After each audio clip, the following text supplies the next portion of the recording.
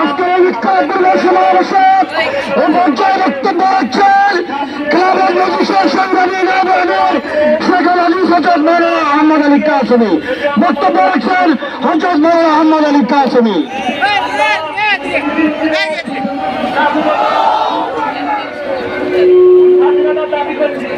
বিসমিল্লাহির রহমানির রহিম। আজকে এই বিক্ষোভ সমাবেশের সম্মানিত সভাপতি, অন্যান্য অতিথিবৃন্দ, সমবেত ভাইয়েরা, খেলাফত মজলিসের অবস্থান পরিষ্কার। আমরা এক নম্বর কথা বলতে চাই, ভারতে যে বিতর্কিত ওয়াকফ বিল, যেটা এখন সুপ্রিম কোর্ট থেকে স্থগিত করা হয়েছে, আমরা এটার বাতিল চাই। এবং যেই মধ্যপ্রাচ্যে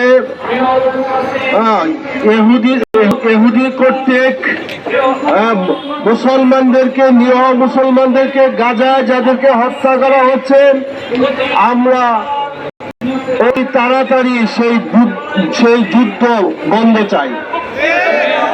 তৃতীয় কথা হলো, বাংলাদেশে মাননীয় প্রধান উপদেষ্টা 11টি সংস্কার কমিশন গঠন করা হয়েছে।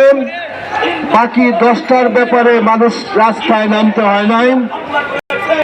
একটি কমিশন নারী বিষয়ক সংস্কার কমিশন, তার যে প্রস্তাবগুলো দিয়েছে এইগুলা ইসলামের বিরুদ্ধে, নৈতিকতার বিরুদ্ধে এবং বাংলাদেশের সংবিধানের পরিপন্থী তারা প্রস্তাব করেছে। খেলাফত মজলিসের বক্তব্য, এই বিতর্কিত নারী বিষয়ক এই যে প্রতিবেদন, এইটা পূর্ণতাই বাতিল করতে হবে। এবং সেখানে বলা হয়েছে যে ইসলামের মিরাসের বন্টনের দ্বারাতে নারীদের সাথে বৈষম্য হয়েছে, বরং এটা কোরআন বিরোধী, ইসলাম বিরোধী, ধর্ম বিরোধী। কোরআন বৈষম্য করে নাই, এটা আমরা বিভিন্ন জায়গায় দিয়েছি। দ্বিতীয় কথা, তা হচ্ছে মুদ্রা কথা, যে মানে নারী শ্রমিক জনপরিদেরকে শ্রমিকের মর্যাদা হবে।